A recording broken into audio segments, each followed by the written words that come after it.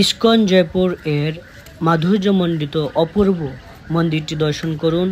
কত সুন্দর মার্বেল পাথর সহ আরও নানা রত্ন দিয়ে গঠিত হয়েছে মন্দিরটি। দেখুন মন্দিরের প্রেমিসেস, এখানে দেখতে পাচ্ছেন ম্যাচলেস গিফট। এখানে এখনো বন্ধ আছে, আমার মেয়েকে দেখতে পাচ্ছেন।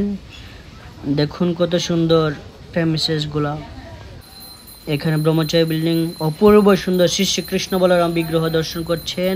সাথে শ্রী শ্রী গিরাজ গোবর্ধন গৌরনিতাই ভগবান, তারপর শ্রী শ্রী রাধা মাধবকে দেখতে পাচ্ছেন। জয়পুরের রাধা মাধবের নাম হচ্ছে রাধা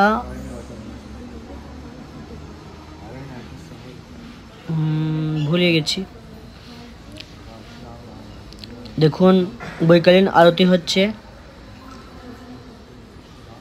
বৈকালীন আরতির মধ্যে আমরা ভগবানের দর্শন লাভ করার সুযোগ প্রাপ্ত হলাম।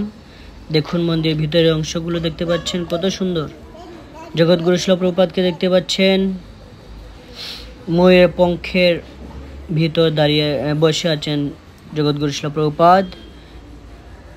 ভক্তদেরকে এবং ভগবানকে দর্শন করছেন। ভক্তরা এসেছে বৈকালীন দর্শন আরতিতে। উপরে দেখতে পাচ্ছেন কত সুন্দর কারুকাজ করে গঠন করা হয়েছে।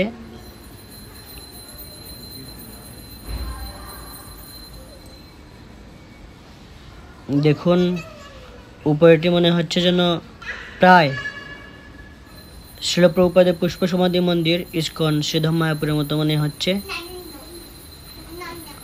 আমার মেয়েকে দেখতে পাচ্ছেন। এখানে জয়পুরে এসে মেয়ে কত সুন্দরভাবে নৃত্য কীর্তন করেছে এবং করছে। গৌরনিতাই বিগ্রহের চামর আরতি হচ্ছে।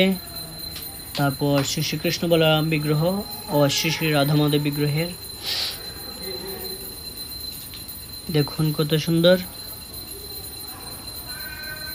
আমরা ইস্কন জয়পুর দর্শন করার পর গিয়েছিলাম শ্রী শ্রী রাধা গোপীনাথজিউ ও শ্রী শ্রী রাধা গোবিন্দজিউ মন্দির দর্শন করতে। এটা আমাদের পরম সৌভাগ্যের বিষয় যে আমরা তিনটি মন্দির একসাথে দর্শন করতে পেরেছি।